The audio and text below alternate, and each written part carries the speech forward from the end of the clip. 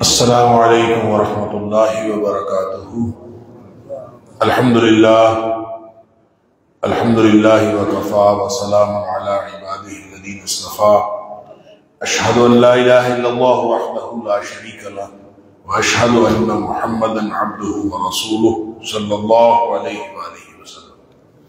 اللہم صلی علی محمد وعلی آل محمد کما صلیت علی ابراہیم وعلی آل ابراہیم انک حمید مجید۔ اللهم بارك على محمد وعلى آل محمد كما باركت على إبراهيم وعلى آل إبراهيم إنك حميد مجيد۔ اما بعد، اللہ کے فضل، اللہ کی توفیق اور اس کی رحمت سے آج 7ویں پارے کے ساتھ ہمارا قیام مکمل ہوا۔ اللہ تعالی ہم سب کی طرف سے قبول فرمائے۔ 7ویں پارے میں سورۃ المائدہ جاری ہے، اور سورۃ المائدہ کی 82 آیات جو ہیں وہ پچھلے پارے میں تھی، اور اس پارے میں آیت نمبر 83 سے لے کر آیت نمبر 120 یعنی سورت کے اختتام تک 38 آیات ہیں ٹوٹل سورۃ المائدہ کی جو آج کے پارے میں ہے۔ اس کے علاوہ سورۃ الانعام کی 110 آیات وہ آج کے پارے میں پڑھی گئی ہیں۔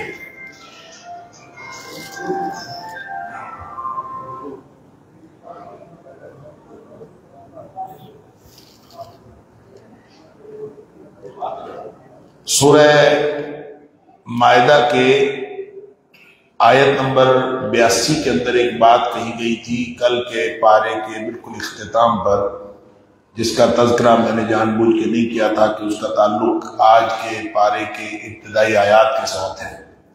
وہ بات یہ کہی گئی تھی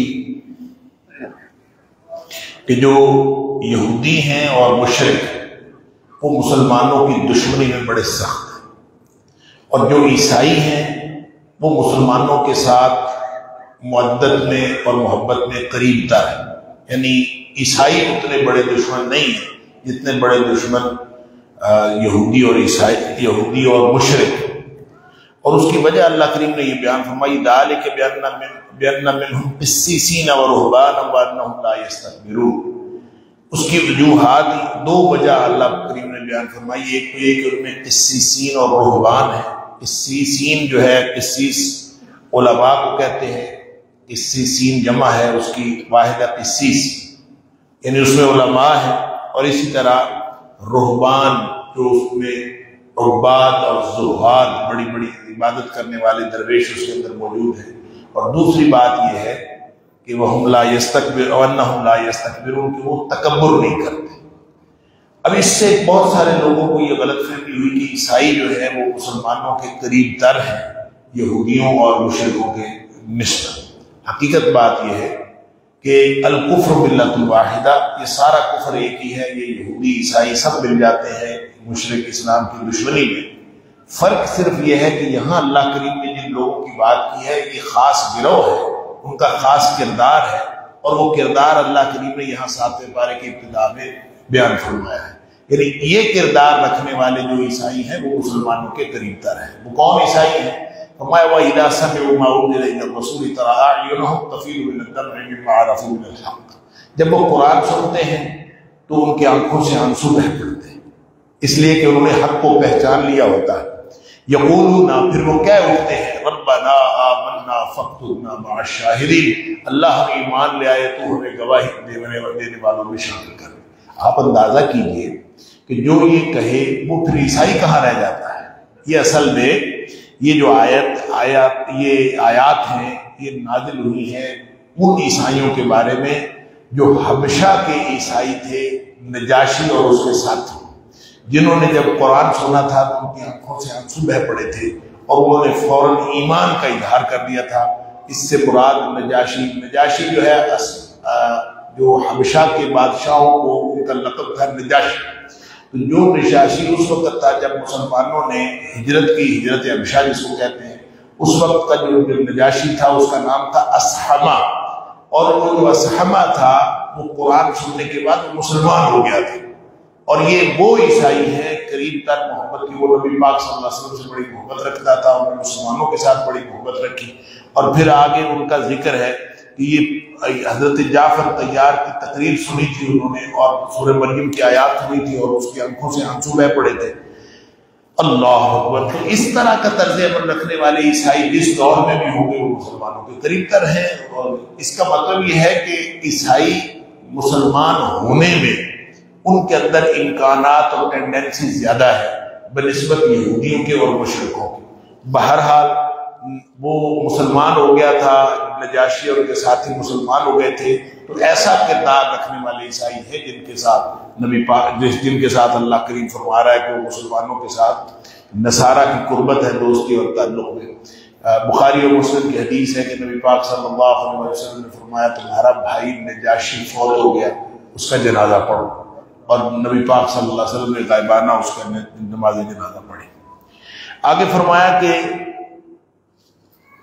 مسلمان بن کے رہو اس دنیا میں، لیکن راہب اور جوگی بن کے نہ رہو۔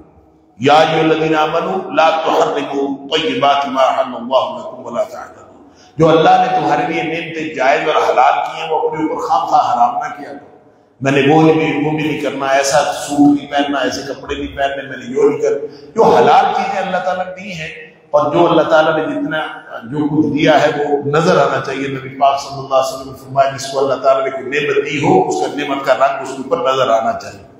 حدیث میں آتا ہے ترمذی شریف میں کہ ایک شخص تھا، اس نے یہ قسم اٹھا لی تھی کہ میں آئندہ گوشت نہیں کھایا کروں گا، کہتا تھا گوشت کھانے سے نفسانی خواہشات ابھرتی ہیں، میں آئندہ گوشت نہیں کھایا کروں گا۔ فرمایا اللہ نے جو چیز حلال کی ہے اس کو حرام کیوں ٹھہراتے ہو؟ رہ گئی نفسانی خواہش، تو نفسانی خواہش میں پورا کرنے کا اللہ کریم نے حلال طریقے سے انتظام کیا ہے، شادی کرو اور اس میں نفسانی خواہشات بھی پوری ہوتی ہیں۔ یہ اللہ تعالیٰ نے ایک پورا نظام بنایا ہے، اور اس نظام کے ساتھ جڑے رہنے کا نام اسلام ہے۔ اگر اس کے خلاف کرو گے تو چاہے نیکی کے نام پر کرو اور چاہے برائی کے نام پر، وہ بالکل اسلام کے ساتھ اس کا کوئی تعلق نہیں۔ آگے آیت نمبر 89 کے اندر 89 کے اندر کفارہ قسم کا بیان ہے۔ جب ہم سورہ بقرہ پڑھ رہے تھے تو وہاں بھی قسم کے کفارے کی بات ہوئی تھی آیت نمبر 225 میں نے عرض کیا تھا کہ اس پہ اوپر بات ہم کریں گے جب ہم سورہ مائدہ میں پہنچیں۔ یہ وہ مقام ہے۔ اللہ تعالیٰ فرماتا ہے لا یؤاخذکم اللہ باللغو فی ایمانکم، یہی بات فرمائی تھی سورہ بقرہ میں کہ لغو باتوں میں جو لوگ قسم اٹھا لیتے ہیں اس کا اللہ مواخذہ نہیں کرتا۔ تو قسمیں اصل میں دو قسم کو کہتے ہیں یمین کہتے ہیں قسم، تو وہ ایک قسم 3 قسم کی ہوتی ہے۔ ایک قسم ہوتی ہے قسم یمین لغو، جو بالکل ایسے فضول قسم، لوگوں کا تکیہ کلام ہوتا ہے اللہ کی قسم میں بیٹھ گیا، اللہ کی قسم میں اٹھ گیا، اللہ کی قسم میں آ گیا، ایسے خام خواہ لوگ قسمیں اٹھاتے پھرتے، یہ لغو قسم ہوتی ہے۔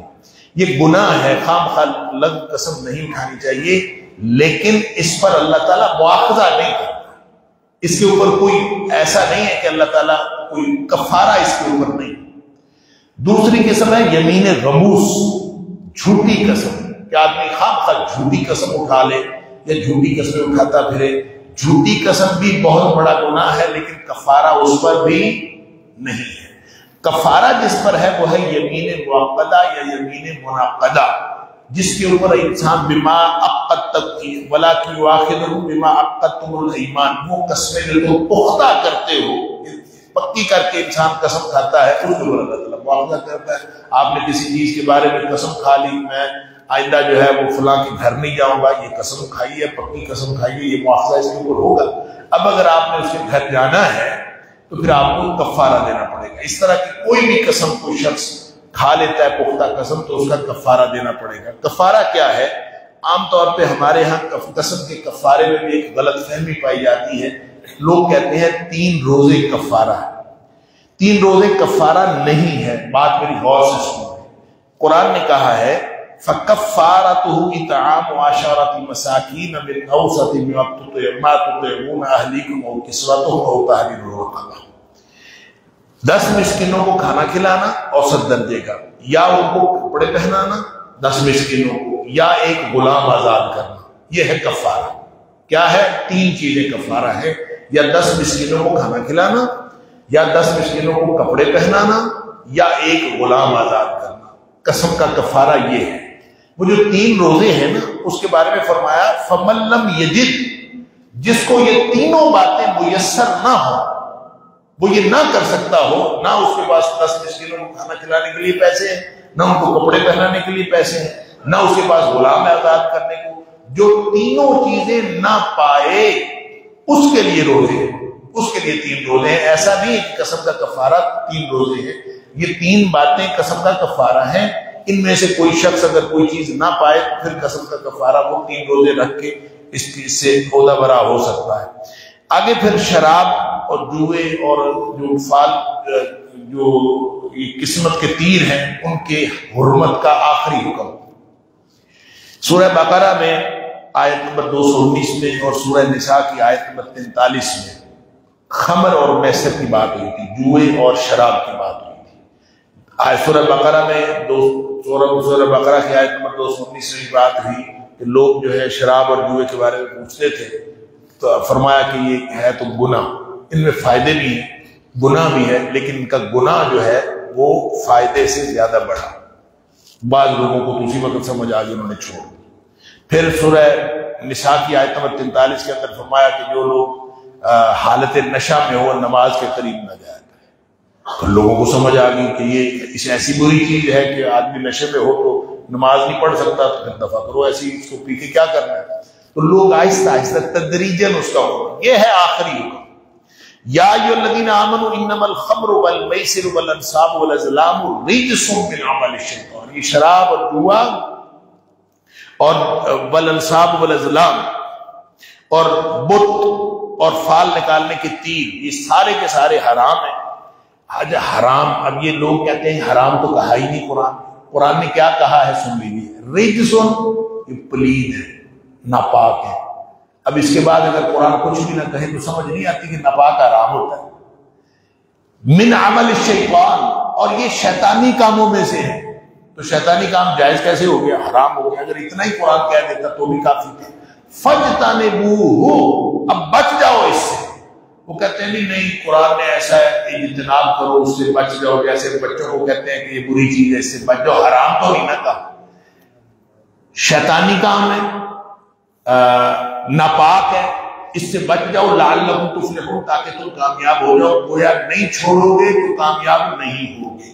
پھر قرآن کہتا ہے انما یرید الشیطان ان یوقع بینکم العداوۃ والبغضاء فی الخمر والمیسر، شیطان یہ چاہتا ہے کہ تمہارے درمیان دشمنی ڈال دے شراب اور جوئے کے ذریعے سے، لہذا وَيَصُدَّكُمْ عَنْ ذِكْرِ اللَّهِ وَعَنِ الصَّلَاةِ، اور تمہیں نمازوں سے روک لے اور اللہ کے ذکر سے روک لے، یعنی یہ ساری چیزیں اللہ کے ذکر سے اور نمازوں سے روکنے والی ہیں۔ قرآن کہتا ہے فَهَلْ أَنْتُمْ مُنْتَهُونَ، رکتے ہو کہ نہیں رکتے؟ اللہ، کیا تم رکتے ہو؟ یہ قرآن نے سوال کیا یہ ساری بات کر، اللہ۔ اس کے جواب میں حدیث میں آتا ہے کہ صحابہ کرام سبحان اللہ ایسی جگہوں پہ بھی جو بیٹھے ہوئے تھے جہاں شراب کا دور چل رہا تھا، فوراً انہوں نے اپنے پیالے چھوڑ دیے اور توڑ دیے، اور اس کے بعد انہوں نے شراب یوں بہا دی، گلیوں میں کیچڑ ہو گیا کہ مدینے کی گلیوں میں شراب بہا دی، اور سب کہتے تھے انتہینا یا ربنا، اے ہمارے رب ہم رک گئے، آپ نے حکم فرمایا ہم رک گئے۔ اور یہ جو جدید مسلمان ہیں ان کو آج تک سمجھ نہیں آئی کہ یہ شراب جو ہے وہ حرام ہو گئی۔ البتہ صحابہ کرام جو ماضی میں شراب پیتے رہے، ان کو یہ خیال ہوا کہ اتنی بری چیز ہے اور اس نے ہماری نمازیں اور ذکر سب ضائع کیا ہے، تو ماضی میں جو لوگ شراب پیتے رہے ان کا کیا بنے گا، یہ تشویش ہوئی۔ تو فرمایا لیس علی الذین آمنوا وعملوا الصالحات جناح فیما طعموا اذا ما اتقوا وآمنوا، جو لوگ جنہوں نے تقوی اختیار کیا ہے، ایمان والے بنے، انہوں نے ماضی میں اگر کچھ کھا پی لیا ہے نا تو اللہ تعالیٰ نے اس کی معافی کر دی ہے۔ اور خاتمہ بالایمان شرط ہے، اگر ایمان کے ساتھ وہ اس دنیا سے چلا جاتا ہے تو انشاءاللہ ماضی کے کیے ہوئے گناہ کو کوئی نقصان نہیں ہوتا۔ پھر ایک اس مستقل حرمت کے بعد ایک عارضی حرمت کی بات کی ہے کہ یہ جو محرم ہوتا ہے حالت احرام میں شکار حرام، کہ کوئی شخص جو ہے وہ شکار نہیں کر سکتا اگر وہ حالت احرام میں، البتہ جو سمندری شکار ہے وہ حلال ہے۔ اس کے اوپر بھی پھر علماء نے بحث کی ہے کہ شکار جو حرام ہے وہ صرف کھانے والا شکار حرام ہے یا جو دوسرے جانور ہیں موذی جانور ان کو مارنا بھی حرام ہے۔ تو اس پر تفصیل ہے، اس کی لمبی تفصیل ہے، لیکن مختصر یہ ہے کہ جو تکلیف پہنچانے والے جانور ہیں ان کو مارنے میں کوئی حرج نہیں، جیسے کوا ہے، چیل ہے، بچھو ہے، چوہا ہے، باولا کتا ہے، سانپ ہے، اس طرح کی چیزیں، یا کوئی بھیڑیا، درندہ، شیر، چیتا وغیرہ جو کاٹنے والے اگر کوئی کے قریب آئے تو اس کو محرم جو ہے اس کو حالت احرام کے باوجود اس کو مار سکتا ہے، لیکن جو کھانے کے لیے شکار کرنا ہے وہ نہیں کیا جا سکتا۔ آگے پھر فرمایا کہ پاک اور ناپاک برابر نہیں ہے، یہ سورۃ الانعام کی آیت نمبر 116 میں بھی یہ بات فرمائی ہے۔ یہاں فرمایا قل لا يستوي الخبيث والطيب ولو اعجبك كثرة الخبيث، ناپاک اور پاک کبھی برابر نہیں ہوتے، چاہے آپ کو خبیث کی کثرت، ناپاک کی کثرت جو ہے وہ بڑی اچھی لگے۔ اس کو آپ ہر جگہ پہ اپلائی کر سکتے ہیں کہ نبی اکرم صلی اللہ علیہ وسلم کے ساتھ تھوڑے لوگ تھے، دوسری طرف زیادہ لوگ تھے، تو زیادہ لوگ، ناپاک لوگ جتنے مرضی چاہے ان کی زمین بھری ہوئی ہو، وہ اس کے برابر نہیں ہو سکتے جو نیک لوگ اور پاک لوگوں کی بات ہے۔ ایک تو یہ ہے نا، مقابلے میں تھوڑے زیادہ ہوں، وہ چاہے تھوڑے ہوں تو وہ زیادہ بہتر ہے۔ وَلَوْ أَعْجَبَكَ كَثْرَةُ الْخَبِيثِ، ناپاک لوگوں کی زمین بھری ہوئی ہو۔ اللہ اکبر۔ حدیث میں آتا ہے کہ نبی پاک صلی اللہ علیہ وسلم کے پاس ایک شخص ایسا گزرا، نبی پاک صلی اللہ علیہ وسلم یہ کون ہے؟ لگتا ہے گھوڑے پہ چڑھا ہوا ہوگا، کوئی اس کے حالات جو ہیں ایسے ہوں گے، باڈی گارڈ ساتھ ہوں گے۔ اب نے فرمایا کون ہے؟ کسی نے بتایا فلاں بستی کا سردار ہے، اور یہ اس کا تو جناب بڑی مانتا ہے، کسی کے گھر رشتے کا پیغام بھیج دے، لوگ بھاگے ہوئے آتے ہیں رشتہ دینے کے لیے، اس کی بات سنتے ہیں، سفارش مانتے ہیں، بڑا آدمی ہے۔ نبی پاک صلی اللہ علیہ وسلم خاموش ہو گئے۔ تھوڑی دیر بعد ایک اور شخص گزرا، اور وہ اس کے بارے میں نبی پاک صلی اللہ علیہ وسلم پوچھا، اکیلا آدمی بیچارہ جا رہا تھا، بتایا گیا کہ یہ فقہ من فقراء المسلمین، یہ بیچارہ ایسے مسلمانوں کے محتاج لوگوں میں سے ہیں، اور حالات اس کے یہ ہے کہ گھر والے اس کی بات نہیں مانتے، کہیں یہ رشتے کا پیغام بھیجتا ہے، اس کو کوئی رشتہ نہیں دیتا، اور اگر یہ کہیں سفارش کرتا ہے اس کی کوئی سفارش قبول نہیں کرتا، حتیٰ کہ اس کی کوئی بات نہیں سنتا ہے، یہ نیک آدمی۔ اب یہ نہیں نبی پاک صلی اللہ علیہ وسلم نے فرمایا کہ یہ آدمی اس آدمی سے بہتر ہے، آپ نے یہ نہیں فرمایا، آپ نے فرمایا ہوا خیر من ملء الارض ھذا، یہ آدمی جو ہے، جو اب کیا ہے، یہ اس پہلے والے لوگوں کی زمین بھری ہوئی ہو، ان سب سے یہ اکیلا بہتر ہے۔ تو وَلَوْ أَعْجَبَكَ كَثْرَةُ الْخَبِيثِ، آگے پھر زیادہ سوال کرنے کی ممانعت ہے، آیت نمبر 101 میں فرمایا کہ زیادہ سوال نہ کیا کرو، یا ایھا الذین آمنوا لا تسألوا عن اشیاء ان تبد لکم تسؤکم، زیادہ سوال نہ کیا کرو، اگر زیادہ چیزیں تمہارے لیے ظاہر کر دی جائیں تو تمہیں تکلیف ہوا کرے۔ اچھا، ایک بات یہ، دوسری بات قرآن نے یہ بھی کہا ہے کہ فَاسْأَلُوا أَهْلَ الذِّكْرِ إِن كُنتُمْ لَا تَعْلَمُونَ، اگر تم نہیں جانتے تو سوال کیا کرو۔ تو وہ جو بڑے کہتے ہیں نا، جو جس بات کا نہیں پتہ ہوتا نہیں پوچھتے، قرآن کہتا ہے جس بات کا نہ پتہ ہو پوچھتے ہیں، لہذا پوچھ لیا کرو۔ یہاں فرمایا کہ زیادہ سوال نہ کیا کرو، تو دونوں میں تطبیق یہ ہے کہ ایسے سوال جو خواہ مخواہ کیے جائیں بغیر کسی وجہ کے، وہ سوال کرنے کی ممانعت ہے، اور جو سوال تفہیم کے لیے، دین کی تفہیم کے لیے کیے جائیں، وہ سوال کرنے میں کوئی حرج نہیں ہے، بلکہ وہ سوال کرنے چاہیے۔ نبی اکرم صلی اللہ علیہ وسلم نے فرمایا، میں اگر کوئی بات تمہارے لیے ویسے ہی چھوڑ دیتا ہوں تو تم خواہ مخواہ اس کے بارے میں سوال نہ کیا کرو۔ ایسے نہیں ہے بندہ سوال کر کر کے، جیسے نبی پاک صلی اللہ علیہ وسلم نے فرمایا کہ اللہ نے تمہارے اوپر حج فرض کیا ہے، حج کیا کرو، تو بندہ پوچھتا ہے اللہ کے رسول ہر سال حج کرنا ہے؟ نبی پاک صلی اللہ علیہ وسلم خاموش ہے۔ پھر پوچھتا ہے اللہ کے رسول ہر سال حج کرنا ہے؟ اللہ کے رسول صلی اللہ علیہ وسلم پھر خاموش ہے۔ تیسری دفعہ پھر پوچھتا ہے ہر سال حج کرنا ہے؟ فی کل عام یا رسول اللہ۔ اب نبی پاک صلی اللہ علیہ وسلم اس وقت نہیں بولے، کچھ دن ٹھہر کے نبی پاک صلی اللہ علیہ وسلم نے فرمایا، یہ جو تم بار بار مجھ سے سوال کر رہا تھا نا، اگر میں ہاں کہہ دیتا نا تو تمہارے اوپر ہر سال حج فرض ہو جاتا۔ لہذا سوال وہ ہو جس کے نتیجے میں کوئی تکلیف نہ ہو۔ تو تو ایسا تفہیم کے لیے سوال ہو. اور ایک حدیث میں آتا ہے کہ سب سے بڑا مجرم وہ ہے جس کے سوال کرنے پر حلال چیز حرام کر دی جائے. جہاں جو اللہ تعالیٰ نے چھوڑ دی ہے، جو حلال کر دی ہے، وہ اس کو چپ کر کے حلال سمجھ گئے. تو دین کے اندر خام خواہ مین میخ نکالنا اور اس طرح کے سوال کرنا اس کی ممانعت ہے. پھر اس کے بعد ان بتوں کا ذکر ہے، جو ان جانوروں کا ذکر ہے جو بتوں کے نام پر چھوڑے گئے. فرمایا یہ بھی شرک ہے. اور آگے آیت نمبر 106 سے آیت نمبر 108 تک وصیت، ایک دوران سفر وصیت کا ایک خصوصی حکم ہے. یہ قرآن کی اسی جگہ پر ہے. اصل میں ہوا یہ تھا کہ ایک شخص تھا کوئی جس کا نام تھا بدیل بن ابی مریم. وہ بیچارہ سفر میں تھا، اس کو موت آ گئی. موت آئی تو اس نے اپنا سامان کسی کو دے دیا اور اس کو کہا کہ یہ گھر پہنچا دینا. انہوں نے گھر سامان پہنچایا تو اس میں سے کوئی ایک چاندی کا پیالہ جو ہے نا کھسکا دیا، باقی سامان دے دیا. اچھا، اس میں سامان کے اندر فہرست بھی تھی. اس نے لکھ کے نا کہ اس کے اندر سامان ہے، تو اس کے اندر چاندی کا پیالہ بھی لکھا ہوا تھا. تو وہ جو دینے والے تھے انہوں نے اپنی طرف سے پہنچا دیا. ان کو کیا پتا اس کے اندر لسٹ بھی ہے، تو اس کے اندر فہرست بھی تھی. اس پر ایک جھگڑا کھڑا ہو گیا. اس پر قرآن نے حکم دے دیا کہ اگر ایسی کوئی بات ہو، سفر میں آپ نے کسی کو وصیت کرنی ہے، تو جو وصیت کرنے والے ہیں وہ آ کے قسم دیں گے کہ یہی جو کچھ دیا تھا اس نے. ظاہر ہے اب کوئی گواہ تو ہے نہیں. اب وہ جو سامان لے کے آنے والے ہیں وہ پھر قسم اٹھائیں گے کہ یہ جو کچھ دیا تھا بس یہی کچھ. اور اگر گھر والوں کو کوئی کہیں سے اطلاع ہو جائے کہ یہ گڑبڑ کر رہے ہیں تو پھر وہ بھی مسجد کے اندر کھڑے ہو کے وہ قسم اٹھائیں گے کہ ان کی غلط ہے قسم، ہم آپ کو ثبوت دے رہے ہیں کہ یہ جناب یہ ثبوت ہے. لہٰذا یہ ایک خاص قسم کا حکم جو اللہ کریم نے اس سے متعلق قانون شہادت جو ہے، یہ اس کا ذکر یہاں پہ فرمایا. پھر فرمایا کہ قیامت کا ہولناک منظر ہوگا. آیت نمبر 109 کے اندر فرمایا اور نبیوں سے سوال ہوگا.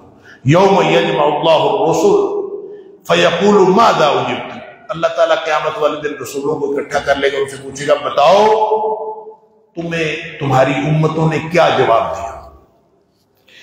وہ کہیں گے قالوا لا علم لنا، اللہ ہمیں تو پتہ نہیں. اللہ، یہ کیوں کہیں گے ہمیں پتہ نہیں؟ انک انت علام الغیوب، اللہ غیب کا علم تو تمہیں ہے، ہمیں نہیں پتہ.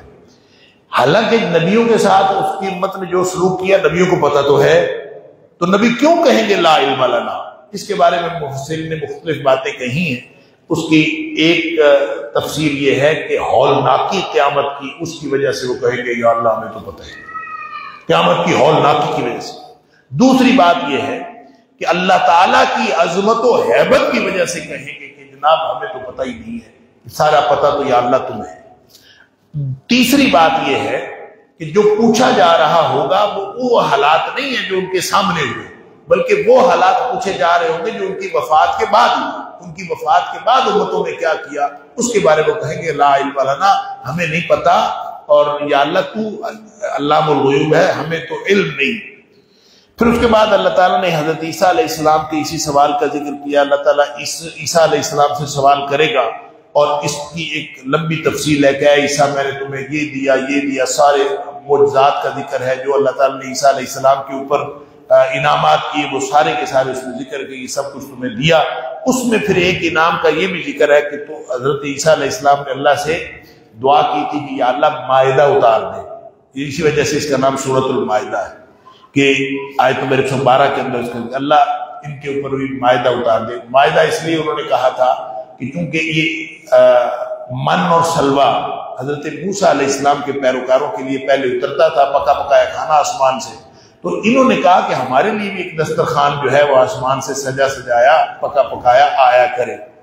حضرت عیسیٰ علیہ السلام نے اللہ سے دعا کر دی اللہم ربنا انزل علینا مائدۃ من السماء تکون لنا عیدا لاولنا وآخرنا وآیۃ منک. اللہ نشانی ہوگی، ہم خوش بھی ہو جائیں گے، کھانا ہمیں آسمان سے دسترخوان دے.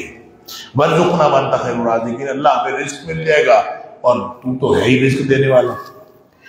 قال اللہ انی منزلها علیکم، اللہ نے کہا میں نازل تو کر دوں گا. فمن یکفر بعد منکم، لیکن اس کے بعد اگر تم میں سے کسی نے کفر کیا فانی اعذبہ عذابا لا اعذبہ احدا من العالمین، تو پھر میں وہ عذاب کروں گا کہ میں نے جہنم کے اوپر کبھی عذاب نہیں کیا ہوگا. یہ اس قدر خوفناک بات اللہ کریم کی طرف سے جواب آیا، اس لیے بعض مفسرین کا خیال ہے کہ وہ نازل نہیں ہوا، بعض کا خیال ہے کہ وہ نازل ہوا تھا۔ بہرحال لگتا یوں ہی ہے کہ نازل نہیں ہوا، اس کا قرآن میں تو ذکر نہیں ہے، نبی پاک صلی اللہ علیہ وسلم نے بھی اس کا ذکر نہیں کیا کہ وہ نازل ہوا تھا۔ البتہ یہی جو الفاظ ہیں اسی سے ملتے جلتے الفاظ نبی کریم صلی اللہ علیہ وسلم نے فرمائے۔ طبرانی کی ایک روایت ہے جس میں نبی پاک صلی اللہ علیہ وسلم نے فرمایا کہ مجھے کفار نے کہا تھا کہ صفا کی پہاڑی سونے کی بن جائے تو مومن بن جائے۔ نبی پاک صلی اللہ علیہ وسلم نے اللہ سے دعا کر دی، یا اللہ صفا کی پہاڑی سونے کی بن جائے۔ فرشتہ آیا، فرشتے نے آ کے کہا اللہ فرماتا ہے اگر اے حبیب تو چاہتا ہے تو ہم صفا کی پہاڑی سونے کی بنا دیتے ہیں، لیکن یاد رکھو پھر وہاں پہ یہی الفاظ ہیں کہ فمن کافر منہم، پھر اگر ان میں سے کوئی کسی نے کفر کیا عذبتہ لا اعذب احدا من العالمین، وہ اس سے ملتے جلتے الفاظ ہیں کہ میں ان کو وہ عذاب کروں گا کہ جو ہنوں میں کبھی کسی کو عذاب نہیں کیا۔ تو پھر دوسرا آپشن یہ ہے کہ صفا کی پہاڑی سونے کی نہ بنواؤ، فتحت لهم باب التوبۃ والرحمہ، میں ان کے لیے واپسی اور رحمت کا دروازہ کھلا رکھتا ہوں۔ نبی پاک صلی اللہ علیہ وسلم فرماتے قلت بلا باب التوبۃ والرحمہ، میں نے کہا اللہ میری قوم کے لیے، میری ملت کے لیے قیامت تک واپسی اور رحمت کا دروازہ کھلا رکھا۔ تو وہ سونے کی پہاڑی نہیں لی کیونکہ یہی وعید وہاں بتائی گئی تھی، اس لیے لگتا یہی ہے کہ وہ نہیں سونے کی پہاڑی، یہ معاہدہ جو ہے نازل نہیں ہوگا، واللہ اعلم۔ تو حضرت عیسیٰ علیہ السلام کو بھی وہی کچھ کہا، تو عیسیٰ علیہ السلام کا اس کا جواب کیا ہے؟ اللہ اکبر۔ عیسیٰ علیہ السلام کو قال اللہ یا عیسیٰ ابن مریم انت قلت للناس اتخذونی وامي الہین من دون اللہ۔ عیسیٰ علیہ السلام سے اللہ تعالیٰ قیامت والے دن کہے گا عیسیٰ تو نے کہا تھا لوگوں کو کہ مجھے اور میری ماں کو دو الہ بنا لینا اللہ کو چھوڑ کر۔ اللہ اکبر۔ یہاں ایک مسئلہ اور حل ہو گیا۔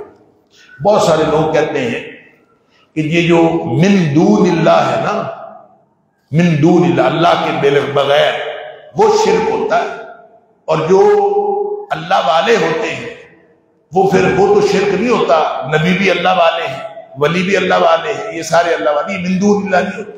یہاں اللہ اپنے نبی کو من دون اللہ کہہ رہا ہے کہ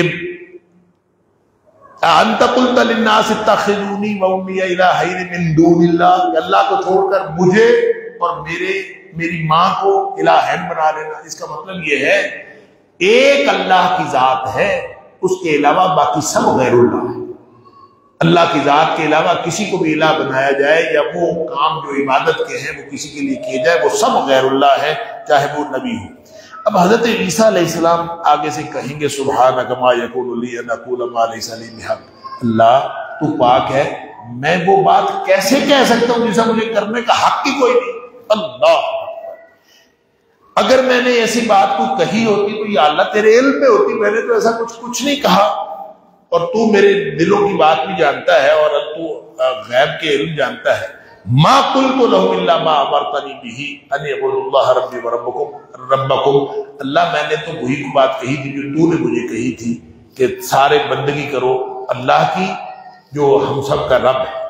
اور جب تک میں رہا میں اس کے اوپر گواہ بھی رہا، جب میں وہاں سے آ گیا تو پھر اس کے بعد کا مجھے نہیں پتا، پھر وہ تمہیں پتا ہے۔ تو اس کا مطلب یہ ہے کہ نبی غیب کا علم نہیں جانتے، ان کو وہی بات پتا ہوتی ہے۔ پھر فرمایا ان تعذبهم فانهم عبادك، اگر اللہ ان کو تو عذاب دے گا تو تیرے بندے ہیں، وان تغفر لهم، اگر تو ان کو بخش دے فانك انت العزیز الحکیم، تو غلبے والا اور حکمت والا ہے، تیرے بندے ہیں، تجھے ایسے بندے کر لے۔ اللہ،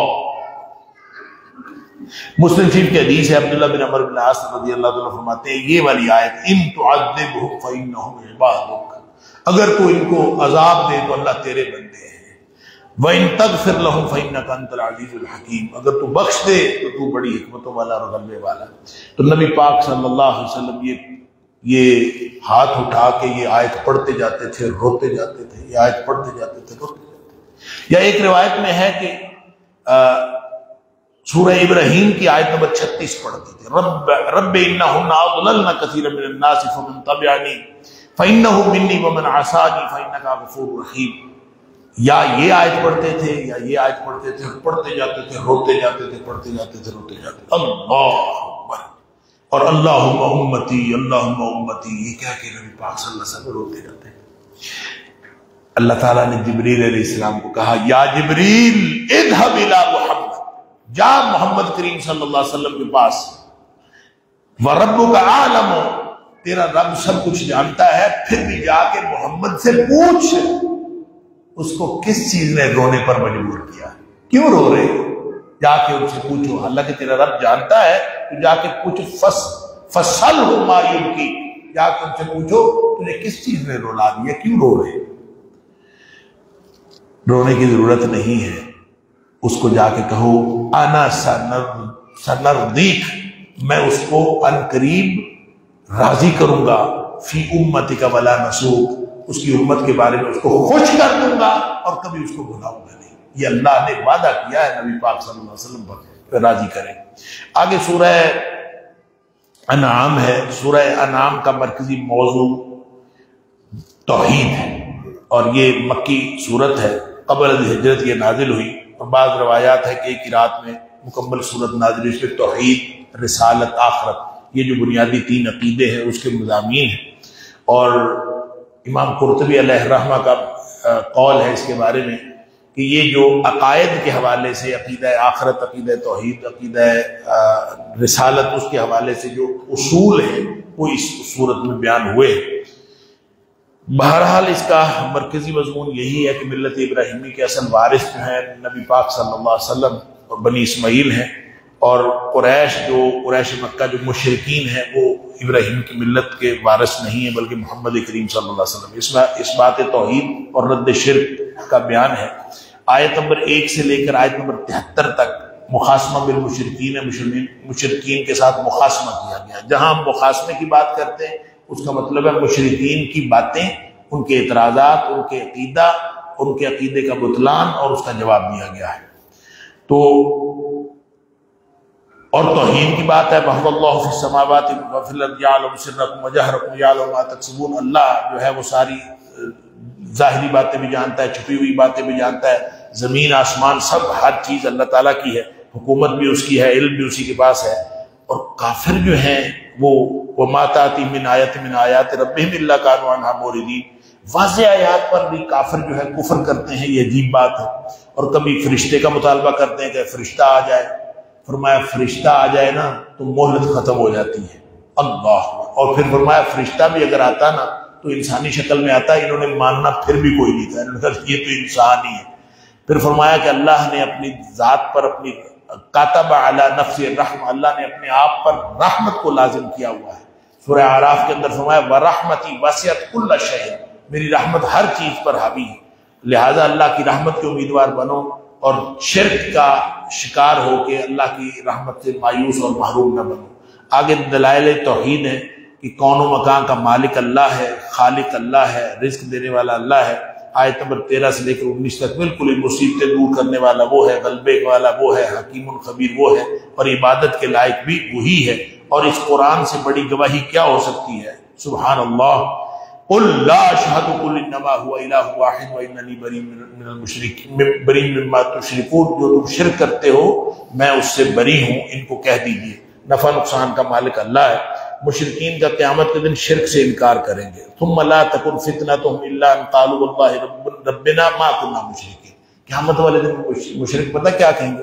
اللہ ہم شرک کرتے ہی نہیں تھے، اللہ جھوٹ بولیں گے اللہ کے سامنے۔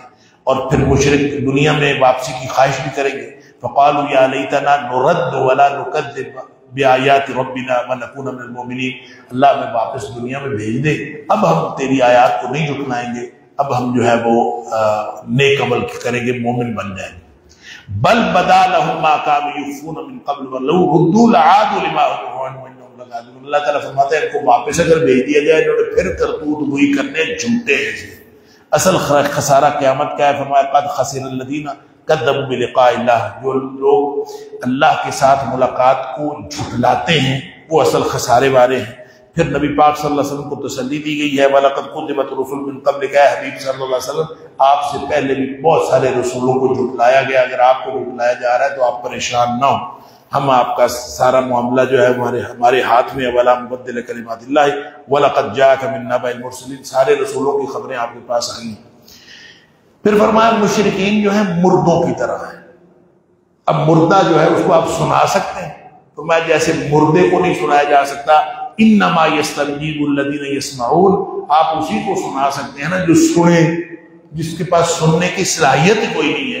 تو یہ بالکل بل موتا یبعثهم اللہ ثم الیہ یرجعون، جو مر گیا اس کو تو اللہ ہی زندہ کرے اور کوئی دوبارہ تو وہ کوئی اٹھا نہیں سکتا، لہذا سنیں گے تو ایمان لائیں گے۔ پھر فرمایا کہ سارے جانوروں کا بھی حساب ہوگا۔ اللہ ما من دابۃ فی الارض ولا طائر یطیر بجناحیہ الا امم امثالکم، اللہ تعالیٰ نے کوئی چیز نہیں چھوڑی، یہ تمہاری مثال یہ سارے جو جانور بھی ہیں۔ اور حدیث میں آتا ہے کہ جیسے سینگوں والی بکری نے بغیر سینگوں کے بکری کو دنیا میں مارا ہوگا تو اللہ تعالیٰ ان کو وہاں سینگوں والی بکری کی سینگ چھین لے گا اور بغیر سینگوں کے بکری کو سینگ کرے گا اور اس کو کہے گا جتنا اس نے مارا تھا تو بھی اس کو مارے۔ اللہ اکبر، یہ سارا کچھ تمثیلی انداز میں ہو سکتا ہے، واللہ اعلم۔ تو اس کے بعد اللہ تعالیٰ نے مختلف دلائل توحید دیے ہیں اور فرمایا کہ سماعت و بصارت و قلوب پر ان کے مہر لگ گئی ہے اور یہ واپس قل ارأیتم ان اخذ اللہ سمعکم و ابصارکم وختم علی قلوبکم، اگر ان کے دلوں پر، ان کے سماعتوں پر، ان ہر چیز پر مہر لگ جائے، من الہ غیر اللہ یاتیکم، ہر چیز اس کون ہے جو واپس لائے، اللہ کے علاوہ کوئی ہے الہ جو ان کو واپس لائے۔ پھر نبی اکرم صلی اللہ علیہ وسلم کے اختیار کی وضاحت کی گئی ہے، آپ کی حیثیت کیا ہے۔ فرمایا قل، اے حبیب صلی اللہ علیہ وسلم فرما دیجئے، لا اقول لکم انی خزائن اللہ، میں نے کب کہا ہے میرے پاس اللہ کے خزانے، نہ میں غیب جانتا ہوں، یہ بھی میں نے وہ دعویٰ نہیں کیا، نہ میں نے کہا میں کوئی فرشتہ ہوں، میں نے یہ بھی دعویٰ نہیں کیا، سبحان اللہ۔ ان اتبع الا ما یوحی الی، میں تو صرف اس کی پیروی کرتا ہوں جو مجھے اللہ کی طرف سے وحی آئی ہے، میں تو اس کی پیروی کرتا ہوں، بس یہ قل هل يستوي الاعمى والبصير، جو اندھے ہو گئے اور جن کو اللہ تعالیٰ نے بینائی عطا فرمائی وہ دونوں برابر کیسے ہو سکتے ہیں۔ مشرکین کی کٹ حجتیوں کا ذکر یہاں فرمایا اور توحید کے دلائل دیے ہیں۔ فرمایا کہ وہ کہتے تھے کہ یہ تو آپ کے نبی پاک صلی اللہ علیہ وسلم کے ساتھ ساتھ کے لوگ تھے نا، وہ غریب غربا تھے، وہ کہتے تھے غریب غربا آپ سے اگر ہٹ جائے تو ہم آپ کے ساتھ جڑ جائیں گے۔ اللہ تعالیٰ فرماتا ہے کہ فَتَطْرُدَهُمْ فَتَكُونَ مِنَ الظَّالِمِينَ، یہ جو غریب غربا ہے نا، ان کو اگر آپ نے ہٹا دیا تو آپ ظالموں میں سے ہو جائیں گے۔ سارا جو ہو سکتا ہے اللہ تعالیٰ نے جتنی عزت دی ہو غریب غربا کی وجہ سے دی ہوئی ہو۔ آگے پھر فرمایا کہ اللہ تعالیٰ وَإِنَّهُ مَفَاتِحُ الْغَيْبِ لَا يَعْلَمُهَا إِلَّا هُوَ، اللہ جو ہے اس کا علم محیط کلی ہے اور اس کی حکومت بھی محیط کلی، ہر چیز پر اللہ کا علم ہے، اللہ کی حکومت ہے۔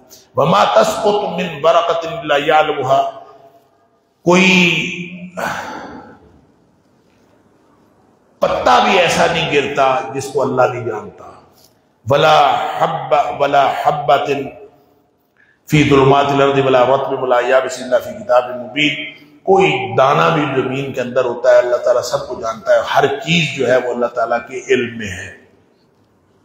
پھر فرمایا عذاب کسی بھی وقت آ سکتا ہے، قل هو القادر علی ان یبعث علیکم عذابا من فوقکم، اللہ تعالیٰ نے ڈرایا ہے، توحید کے دلائل دیے ہیں، عذاب کسی وقت بھی آ سکتا ہے، بچ جاؤ، دین کی مذاق اڑانے والی مجالس کے اندر نہ بیٹھا کرو۔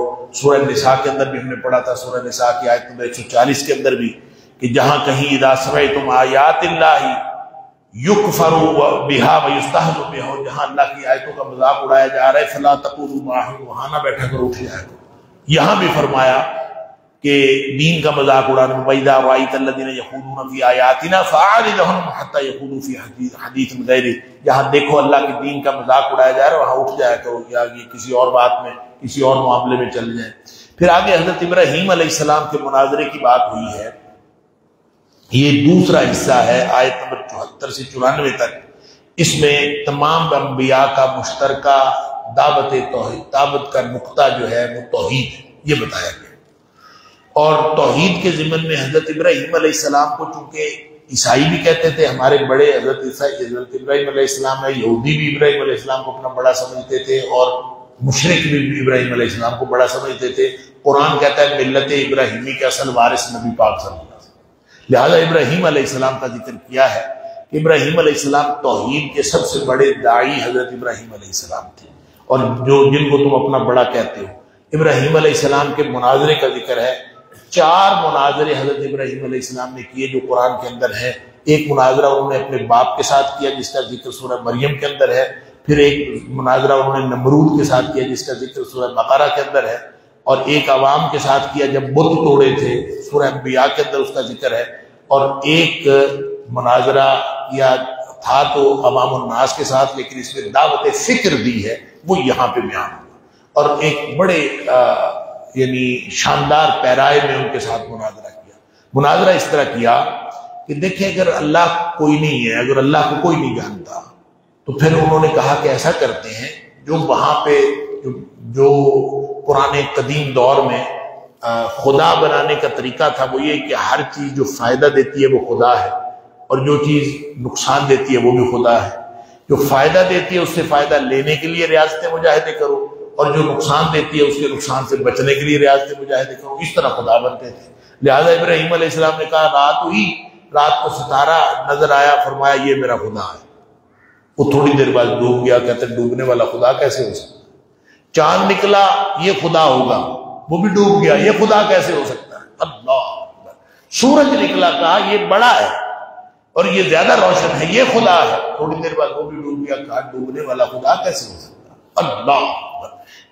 فلما افلت قال یا قوم انی بریء مما تشرکون، جب سورج بھی ڈوب گیا تو کہا کہ اے میری قوم میں شرک سے بری ہوں۔ تم کبھی ستاروں کو خدا مانتے ہو، کبھی چاند کو خدا مانتے ہو، کبھی سورج کو، کبھی مظاہر فطرت کو، کبھی کسی کو، میں تمہارے شرک سے بری ہوں۔ لہذا یہ کوئی ان میں سے کوئی چیز خدا نہیں ہے، تو پھر خدا کیا ہے؟ فرمایا انی وجہت وجہی للذی فطر السماوات والارض حنیفا وما انا من المشرکین۔ یہاں یہ نہیں فرمایا کہ جب یہ تم جن چیزوں کو مانتے ہو، یہ پوجتے ہو، یہ ساری کی ساری خدا نہیں ہے، تو پھر خدا کون ہے؟ یہ نہیں فرمایا اللہ ہے، فرمایا وہ خدا ہے جس نے یہ ساری چیزیں پیدا کی ہیں۔ انی وجہت وجہی للذی، میں اپنا چہرہ اس کی طرف لے کے سیدھا کرتا ہوں، فطر السماوات والارض، جس نے زمین و آسمان کو پیدا کیا ہے، لازماً وہ خدا ہے جس نے سب کو پیدا کیا۔ یہ دلیل دی تھی حضرت ابراہیم علیہ السلام نے، وما انا من المشرکین، مشرکوں میں سے نہیں۔ ایمان کو شرک سے بچا لو، الذین آمنوا ولم یلبسوا ایمانہم بظلم، اللہ، جو ایماندار بنا اور پھر اس نے ظلم سے اپنے ایمان کو آلودہ نہیں کیا، اولئک لہم الامن، ان کے لیے امن ہے، وہم مہتدون، وہی ہدایت یافتہ ہے۔ صحابہ کرام نے یہ بات سنی، ایمان والا پھر ظلم نہ کرے، ظلم تو ہر ایک سے ہو جاتا ہے، ڈر گئے بیچارے، اللہ کے رسول صلی اللہ علیہ وسلم کے پاس آئے، ہم میں سے کون ہے جو ظلم نہیں کرتا؟ ہر ایک سے کوئی نہ کوئی بات ایسی ہو جاتی ہے، اونچ نیچ ہو جاتی ہے۔ نبی پاک صلی اللہ علیہ وسلم فرمایا اس ظلم سے مراد یہ چھوٹا موٹا اونچ نیچ ہو جانا نہیں ہے، ظلم سے مراد شرک ہے، کہ جس نے ایمان لایا اور ایمان لانے کے بعد کبھی شرک نہیں کیا، اپنے ایمان کو شرک سے آلودہ نہیں کیا، فرمایا وہ ہے اولئک لہم الامن وہم مہتدون، وہ ہدایت یافتہ ہے۔ ان الشرک لظلم عظیم، شرک ہے جو ظلم عظیم ہے، لہذا شرک سے بچنا چاہیے۔ اور جو لوگ مومن اپنے آپ کو کہہ کے پھر شرک میں مبتلا ہوتے ہیں، شرک سے آلودہ کرتے ہیں اپنے ایمان کو، وہ کبھی بھی ہدایت یافتہ نہیں ہو سکتے۔ پھر آگے 18 انبیاء کا ذکر کیا۔ ٹوٹل قرآن میں کتنے انبیاء کا ذکر ہے؟ 24 یا 25۔ 18 نبیوں کا ذکر کر کے فرمایا وَلَوْ أَشْرَكُوا لَحَبِطَ عَنْهُمْ مَا كَانُوا يَعْمَلُونَ، اگر یہ 18 نبی یہ بھی شرک کر لے، لو اشرکوا، شرک ایسی بری بیماری ہے کہ اگر یہ 18 نبی بھی شرک کریں، لَحَبِطَ عَنْهُمْ مَا كَانُوا يَعْمَلُونَ، ان کے سارے اعمال ضائع ہو جائیں۔ آگے پھر آیت نمبر 91 اور 92 میں مرتدین نے نبوت کی تردید کی ہے، جو لوگ نبی پاک صلی اللہ علیہ وسلم کی تردید کرتے تھے، ما قدر اللہ حق قدرہ قالوا ما انزل اللہ علی بشر من شیء، جن لوگوں نے نبی پاک صلی اللہ علیہ وسلم کی نبوت پر اعتراض کیا، دراصل انہوں نے اللہ کی قدر نہیں کی، وما قدر اللہ حق قدرہ، اللہ کی قدر نہیں کی جس نے اپنا نبی بھیجا، سبحان اللہ۔ پھر آگے عذاب قبر کا ثبوت، لوگ کہتے ہیں قرآن میں عذاب قبر کا ثبوت نہیں ہے، اللہ اکبر۔ فرمایا کہ یہ جو مشرک جب مرتا ہے، وَلَوْ تَرَىٰ إِذِ الظَّالِمُونَ، شرک کرنے والے، ظلم کرنے والے جب مرتے ہیں، فی غمرات الموت، یہ موت کی بے ہوشیوں میں جب یہ مرتے ہیں تو ان کو کیا ہوتا ہے؟ وَالْمَلَائِكَةُ بَاسِطُو أَيْدِيهِمْ، فرشتے جو ہیں وہ اپنے ہاتھ پھیلائے کھڑے ہوتے ہیں، جب ان کی جان نکلتی ہے نا مشرک کی، فرشتے ہاتھ پھیلائے کھڑے ہوتے ہیں، اور ان کو کہتے ہیں اخرجوا انفسکم، اپنی جان ہمارے حوالے کرو، نکلو. الیوم تجزون عذاب الہون، آج تمہیں رسوائی کا عذاب دیا جائے گا. اور وہ جو رسوائی کا عذاب کہاں دیا جائے گا؟ ظاہر ہے وہ قبر کے اندر دیا جائے گا. یہاں سے جا کے اگلی منزل تو قبر ہے. بما کنتم تقولون علی اللہ غیر الحق، جو تم اللہ کے بارے میں اول فول بکتے رہے اس کی وجہ سے تمہیں یہاں عذاب دیا جائے گا. اس کا مطلب قرآن میں کئی جگہوں پہ اس طرح سے عذاب قبر کا ذکر ہے، اور لوگ کہتے ہیں قبر کا عذاب، لفظ قبر کے کہہ کے تو عذاب کا ذکر نہیں ہے، لیکن مرنے کے فوراً بعد عذاب کا ذکر ہے، ظاہر وہ قبر میں ہوگا. پھر آگے پھر اس بات توحید اور رد شرک کے دلائل ہے. تیسرا حصہ آیت نمبر 95 سے لے کر 113 تک. اس میں قدرت الہی کی نشانیاں ہیں کہ دانے اور گٹھلی کو پھاڑنے والا کون ہے، مردے کو زندہ کرنے والا کون ہے، زندہ سے مردہ اور مردہ سے زندہ پیدا کرنے والا کون ہے، اور رات کے اندھیرے سے صبح کے سفیدہ وہ نکالنے والا کون ہے. سبحان اللہ. رات دن سورج چاند کو کنٹرول کرنے والا کون ہے. یوں اللہ تعالیٰ نے یہ ان اللہ فالق الحب والنوا یخرج الحی من المیت ومخرج المیت، یہ اللہ تعالیٰ نے دلائل توحید بتائے.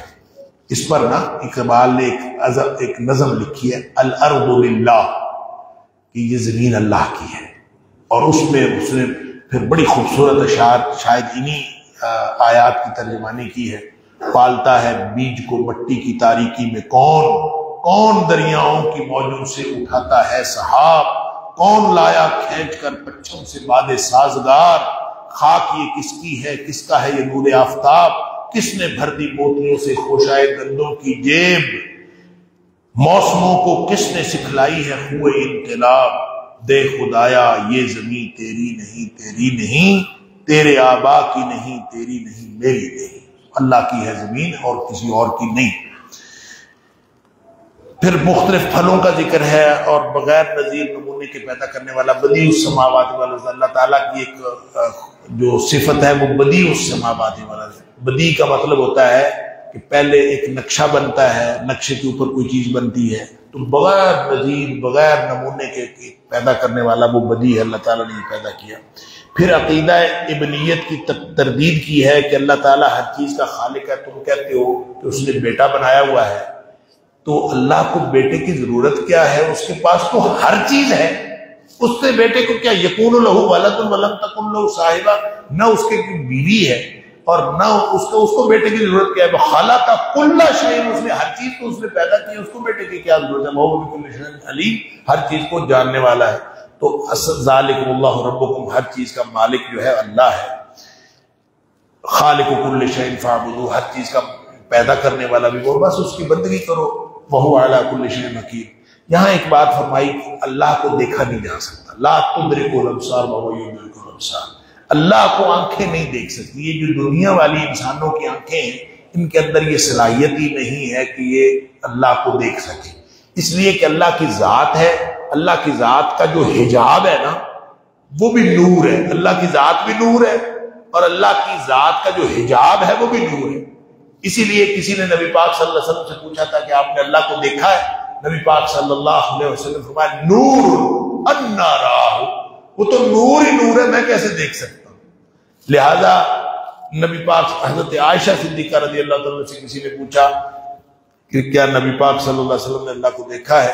تو حضرت عائشہ صدیقہ رضی اللہ تعالیٰ نے فرمایا جو یہ کہے کہ نبی پاک صلی اللہ علیہ وسلم نے اللہ کو دیکھا ہے وہ جھوٹ بولتا ہے. دنیا میں کسی کو اللہ تعالیٰ کو دیکھنے کی سکت ہے ہی نہیں. لیکن اس کا یہ مطلب نہیں ہے کہ اللہ کا دیدار نہیں ہوگا. آخرت میں اللہ کا دیدار اہل ایمان کو ہوگا، اور اس کے بارے میں تواتر سے حدیث ہے کہ اللہ کا دیدار ہوگا. بعض صحابہ نے پوچھا کہ اتنی مخلوق ہوگی، اللہ کو کیسے دیکھیں گے سب؟ نبی پاک صلی اللہ علیہ وسلم بڑی مشکل ہوگی، لاکھوں کروڑوں اربوں انسان ہوں گے تو اللہ کو دیکھنا. نبی کریم صلی اللہ علیہ وسلم فرمایا 14ویں رات کا چاند چڑھا ہوا ہو تو دیکھنا ہو تو کسی کو مشکل ہوتی ہے. سبحان اللہ. تو اسی طرح اللہ تعالیٰ کا دیدار ہوگا. یہاں پھر آخر میں ایک ادب سکھایا ہے کہ معبودان باطل کو گالی نہ دے. لا ولا تسبوا الذین یدعون من دون اللہ فیسبوا اللہ عدوا بغیر علم. جھوٹے خدا ہیں ان کے، کوئی شک نہیں کہ جھوٹے. لیکن ان کی بات کرتے وقت بھی اس کو گالی نہ دو. کیوں؟ اگر تم ان کے جھوٹے خداؤں کو گالی دو گے وہ تمہارے سچے خدا کو گالی دیں. اس لیے ان سے گفتگو کرتے وقت انتہائی شائستہ طریقے سے شرک سے باز رکھنے کی بات تو کرو، لیکن ان کے جھوٹے خداؤں کو گالی نہ دو. اللہ تعالیٰ مجھے اور آپ کو ہم سب کو قرآن سمجھنے اور عمل کرنے کی توفیق عطا فرمائے. وآخر دعوانا الحمدللہ.